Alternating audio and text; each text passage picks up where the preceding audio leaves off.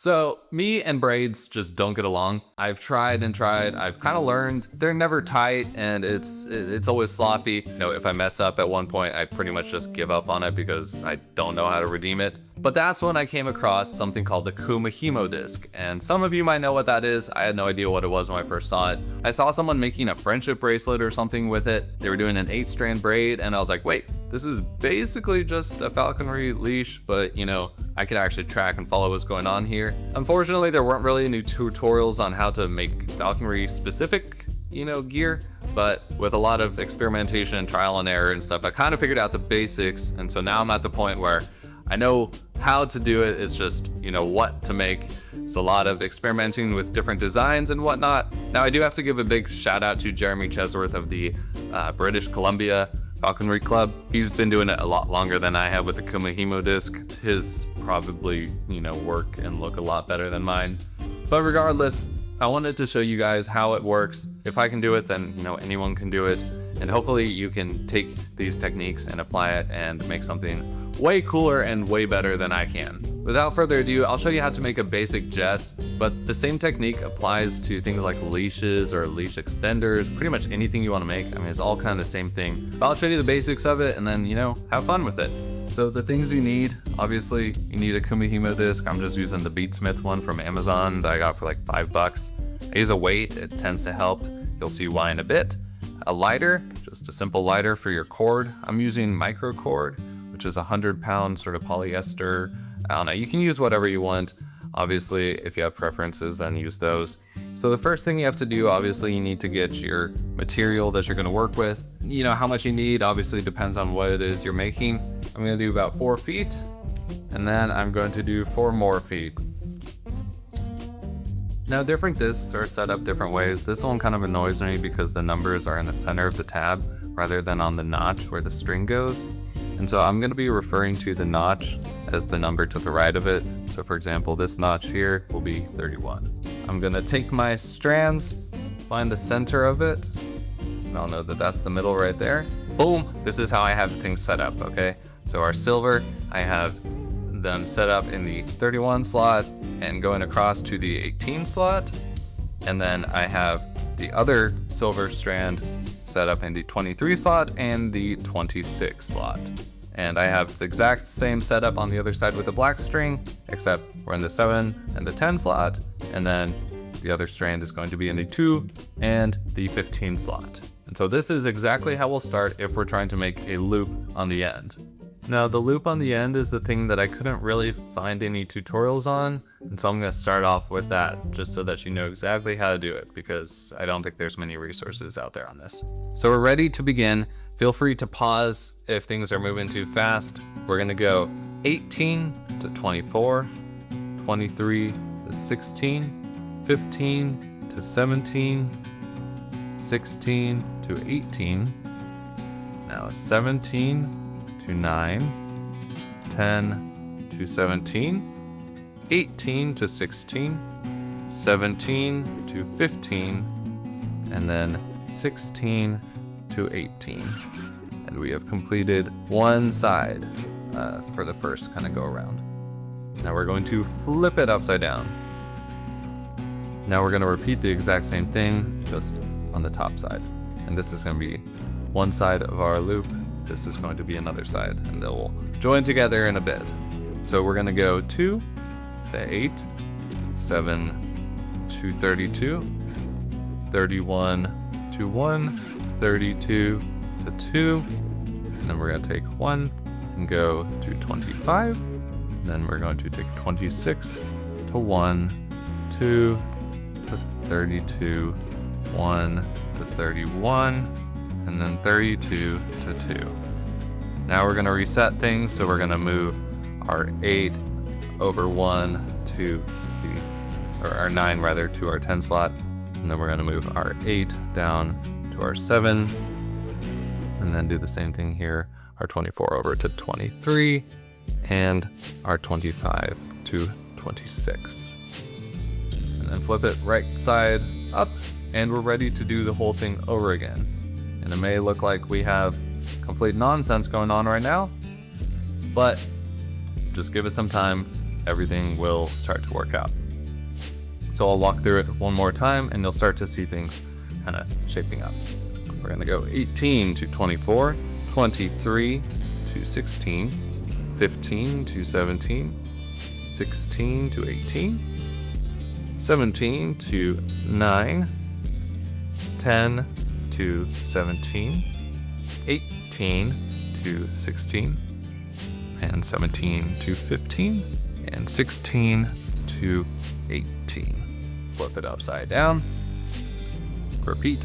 We'll go 2 to 8, 7 to 32, 31 to 1, 32 to 2, and then we're gonna go 1 to 25, and 26 to 1, 2 to 32, 1 to 31, 32 to 2. And we'll reset everything so the 9 goes to 10, and the 8 goes to 7, the 24 goes to 23, and 25 goes to 26. And as you can see, we're starting to actually get something of a braid here. I'm going to fast forward a little bit here, and eventually you will see our loop starting to form. Alright, now for the sake of this video, I'm going to go ahead and call this good. Now, in order to finish our loop, it's really pretty simple. If you know how to do an 8-strand braid with the Kumihimo, that's exactly what we're going to do. So we're going to take our setup here and move it so that instead of being separate by a tab, we're going to just put them right next to each other. And this is where our weight is going to come in handy, is on this next step.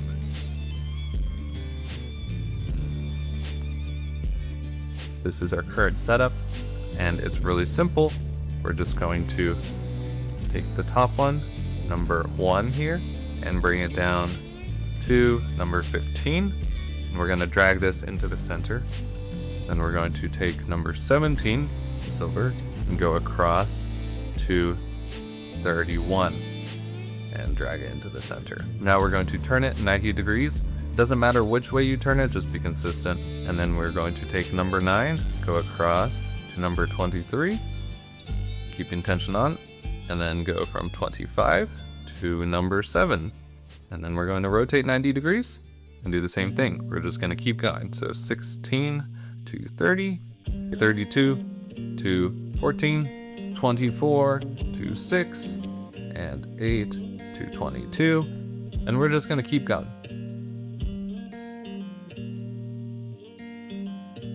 You can see our braid is starting to form here, and we have our loop that is completely sealed up. Now, as you can see, I've made a little bit of progress on here, and for the sake of this tutorial, once again, I'm going to go ahead and finish off with another loop here. You might want to make this longer or shorter depending on what it is you're doing. I'm going to go ahead and show you how to do another loop to wrap this up. Now, if you're doing just a leash with one loop on one end and no loop on the other end, then you would basically just cut it here, and obviously using the lighter, just give it a quick burn on the end to melt the plastic together. But I'll show you how to go into another loop. We're going to transition back into the same braid we were doing before. So we're going to take it, leave that gap of 2 notches in between each one. Same on the top and other side, and the bottom as well. Alright, as you can see, we are set up to now return to the braid we were doing before. So we're going to go 18 to 24, 23 to 16, 15 to 17, 16 to 18, and then take 17 and go to 9, 10 to 17, 18 to 16, 17 to 15, 16 to 18, and then we will flip and repeat on the other side. So 2 to 8, 7 to 32, 31 to 1, 32 to 2, 1, over to 25, 26, down to 1, 2 to 32, 1 to 31, 32 to 2. And we are going to repeat over and over again like we did before. All right, now I'm going to call it here because I really don't want to do too much more, and I'm not actually going to use this leash for anything, but you can make it as long as you want to on that end, just like what you did on the other side. But in order to close it out, we're going to do exactly what we did before, where we set it up for an 8-strand braid. Once again, go 1, 2, 15, bring it into the center there, and then 17 over to 31, turn it 90 degrees. We're gonna go 9 to 32, or 23, sorry, and then 25 to 7, and we're just gonna turn it again and repeat. Now once it's sealed, you can really make this ending tab as long as you want. Some people like to have a really long tab at the end. Some people like a very short tab, or next to no tab, I guess. I'm not entirely sure quite yet on how to finish a loop at the end without any tag. Regardless, it's good to have something of a tab there that you can melt and then trim down as short as you need. Now, once you have it a little bit longer than you would like, you're going to pull it very, very tight, as you can see, like so, and then try and melt it with one hand, and it usually turns out absolutely great. That's sarcasm if you didn't know. And I just melt it until it starts to rip. Boom. If you want to go the extra mile, you can go ahead and coat it in super glue or something to make sure it's really secure. Now, if you've done everything right, you should have something that looks, I don't know, vaguely similar to this. Hopefully it looks a little bit better. I don't know exactly what you would use this for. Maybe a weird little leash extender. Not sure.